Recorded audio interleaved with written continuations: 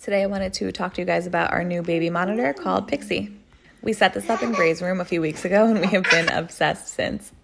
Basically, it's a smart baby camera monitor that connects right to an app on your phone, so it can send you direct notifications if your baby is crying. There's two-way communication, so Gray can hear me talking to him. It's even smart enough to tell you if the room is a little too hot or too cold. I feel like it's the next best thing to actually being in the room with your baby. We have the Pixsee Friends model, which is super fun and really easy to set up. I'm setting up his elephant stuffy in this video, and all you have to do is scan the QR code and hold the stuffy up to the camera. The AI smart camera connects to the toy and it's able to play lullabies and other curated playlists that Gray absolutely loves. And this one is definitely his favorite.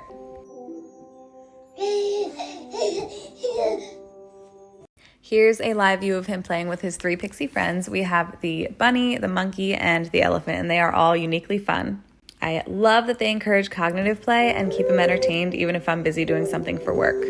Another thing I love about this camera is that you can capture photos and videos right through the app on your phone and then save them to your device.